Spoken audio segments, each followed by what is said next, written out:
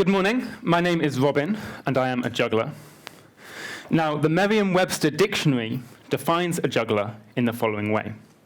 Juggler, noun, one skilled at keeping multiple objects in motion in the air simultaneously by alternately throwing and catching them.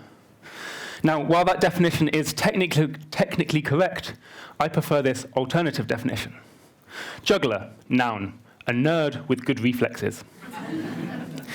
You see, what jugglers do is we create patterns with objects.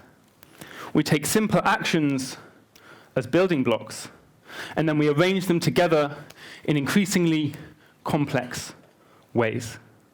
And if you've watched juggling before, then you may have wondered how it is that the throws and the catches are timed such that the balls are always almost colliding, but never actually collide.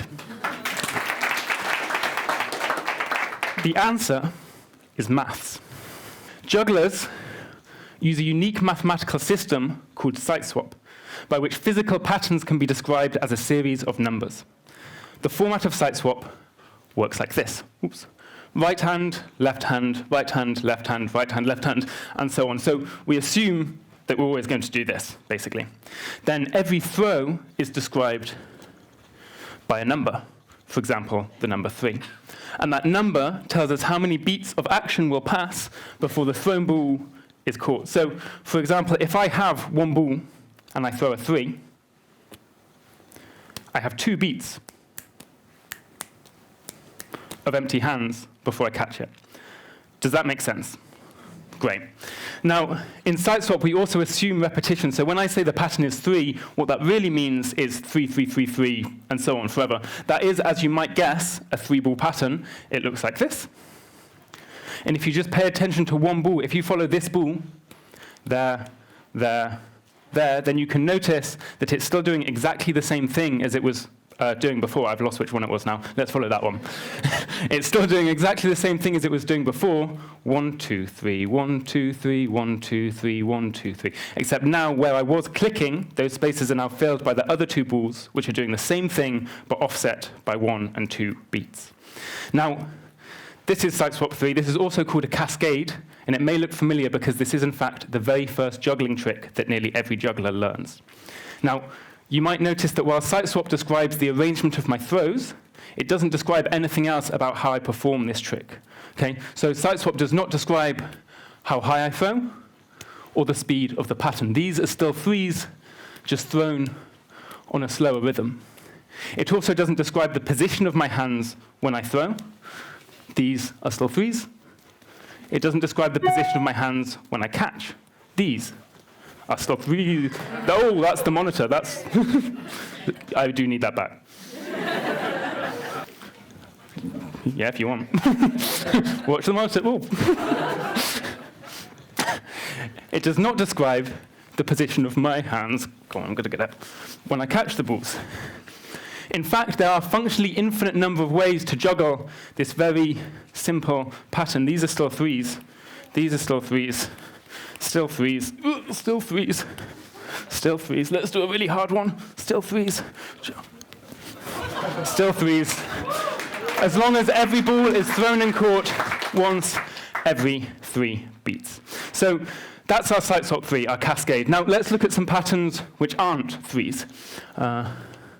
This is a 4-4-1. It looks like this. Now, don't worry too much about trying to keep track of what all the balls are doing all the time. Obviously, that is very confusing. Instead, you could just notice the 2 straight throws going up the sides. Those are the 4s. And they're followed by the 1 zappy throw across the bottom. That's the 1. If I make it bigger, it'd be easier to see. 4-4-1, 4-4-1, 4-4-1. That, we call that a drop.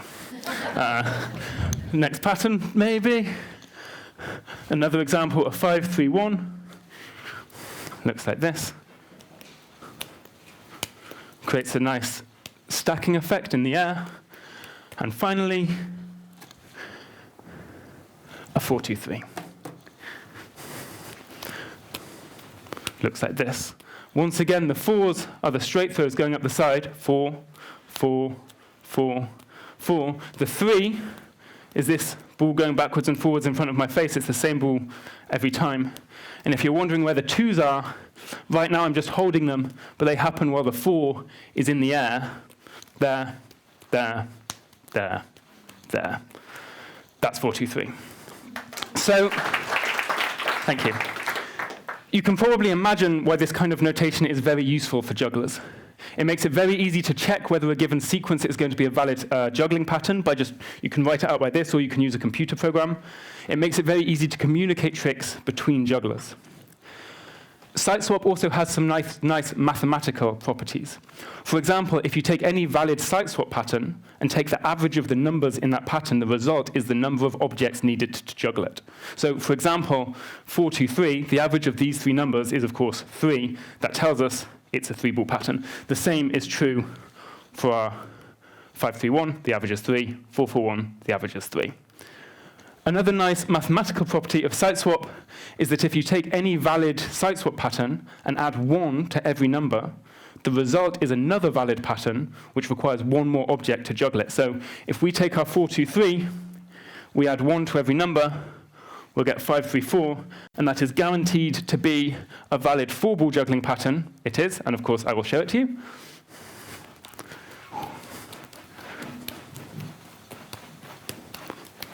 5, 3, 4, 5, 3, 4, 5, 3, 4, 5, 3, 4. Try not to hit the monitor, and that's a collect. Any notation, whether it's for juggling or for music or for dance, describes a subset of the features of a physical system. The notation never describes the entire system, which is why you can always have different interpretations of a piece of music or of a juggling trick. Siteswap describes the arrangement of actions, but not the actions themselves. Now, this is useful for jugglers because it means we can juggle the same patterns with different objects, such as balls, rings, and clubs. It also means we can replace the actions altogether. So, for example, if I was to replace the action of throwing and catching with the action of bouncing, I could perform our nice 5, 3, 4 with a totally different set of objects. I will demo this one, but it might not last very long because it's quite a hard trick.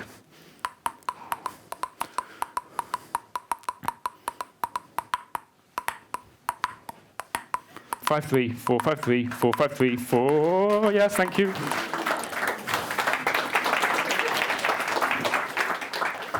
Now, it might seem like the fact that the notation is only a partial description of the system means that it's in some way incomplete. In fact, it's often this limitation of a notation which makes it useful. By reducing the number of variables in a system, a notation gives you a structure by which to describe and navigate the space of that system. So, for example, in juggling, the space is the space of all possible juggling tricks. And Siteswap gives us a structure to describe that space and to move around in it, which is everything we've been doing so far. Now, what I think is very interesting is how different notations for the same system can give you different structures and different ways of exploring that space. To demonstrate this, I would like to show you another juggling notation. I call this one robswap. And yes, I did name that after myself.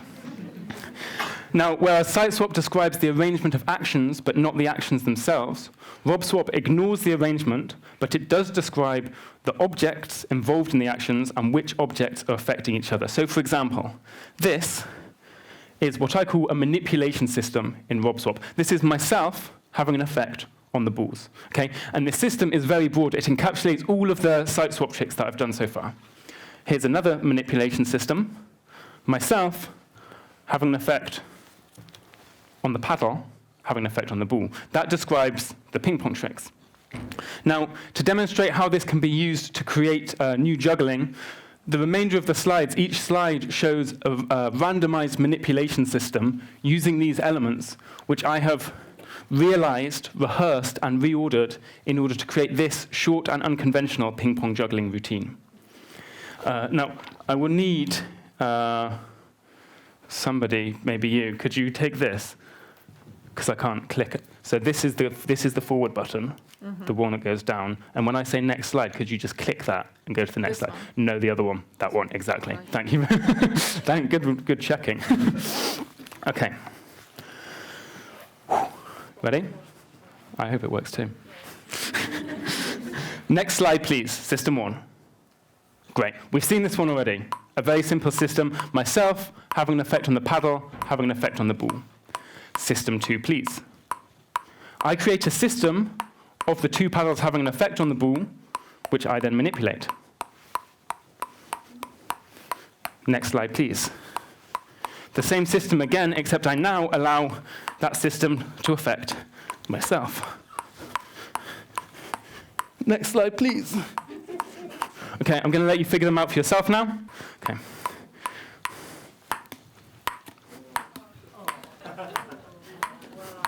Next slide, please.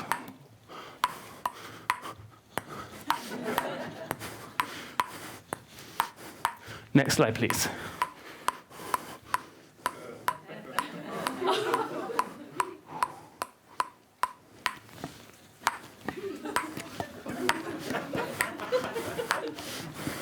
Oops. Next slide, please.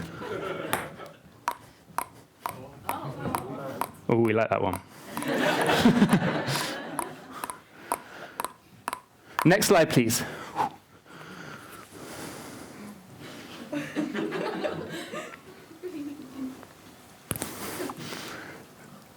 This would be much easier if I had hair.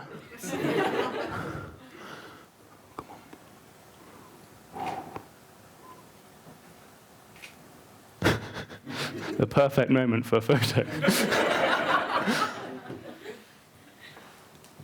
OK. Next slide, please. Thank you. What's this trick called? Anyone? What's the pattern called? Yes, cascade. Very good. Next slide, please. OK. So this one, myself on the foot from the pole, myself on the foot from the other pole, and at the same time, this pole on the foot from this pole. What? OK.